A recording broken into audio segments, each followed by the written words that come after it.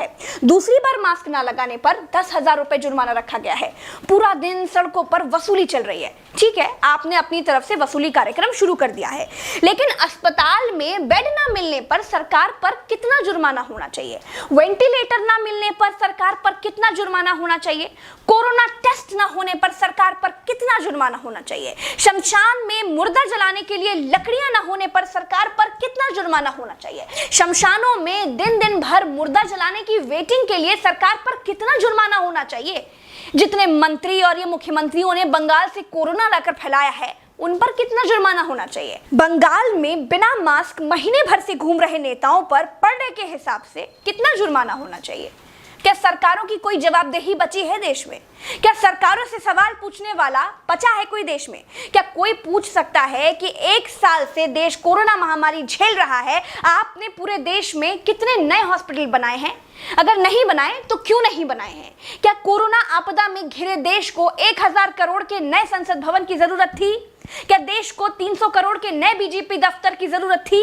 क्या देश को तत्काल 1100 करोड़ के राम मंदिर की आवश्यकता थी? मंदिर के लिए चंदा मांगा जा सकता है तो हॉस्पिटल बनाने के लिए भी सरकार चंदा मांग सकती थी, लेकिन अस्पताल बनाने की नीयत नहीं थी। मूर्ति बनाने की नीयत थी तो बना दी। सरकारों ने अस्पताल नहीं बनवाए। क्या इस देश की पब्लिक सरकारों पर कोई जुर्माना लगाएगी? क्या कोरोना आपदा में देश को कुंभ सजाने की आवश्यकता थी? क्या देश को कोरोना महामारी के बीच बंगाल चुनाव में रैलियों की आवश्यकता थी? नहीं थी। देश को अस्पतालों की, डॉक्टरों की, कोरोना की दवाइयों की जरूरत थी। कुछ दवाइयां बनाई भी तो वाहवाही के चक्कर में विदेश भेज दी। आधे अधूरे टीकाकरण में देश अभी अटका हुआ है। और ये कैसा टीका बनाया है जिसे लगाने के बाद भी कोरोना हुआ जा रहा है? क्या कोई सवाल पूछेगा? चीन ने कोरोना को फैलाया और पूरी तरह से कंट्रोल कर लिया। अपनी जीडीपी में रिकॉर्ड बढ़ोतरी कर ली।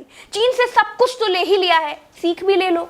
देश में सब आत्ममुग्धता के शिकार हैं। सबको अपनी अपनी तारीफ चाहिए। कुछ ने तारीफ के लिए तो फौज पाल रखी है, और जिनका मन फौज से भी नहीं भरता है, उन्होंने तारीफ के लिए सूचना और जनसंपर्क विभाग बना दिए हैं।